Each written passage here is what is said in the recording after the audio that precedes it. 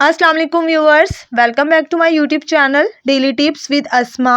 हशाम नाम का शुमार लड़कों के नामों में होता है। हशाम एक इस्लामी नाम है। हशाम नाम की इब्तदाई तारीख अरबी ज़बान से निकलती है। हशाम नाम के लड़कों के लिए खुशकिस्मत नंबर 4 माना जाता है। हशाम नाम का मतलब है अजीम और एहसान करने वाला। खुशकिस्मत दिनों में मंगल और इतवार का दिन शामिल है। हशाम नाम का शुमार इंटरनेट पर सबसे ज़्यादा सर्च होने वाले नामों में से होता है।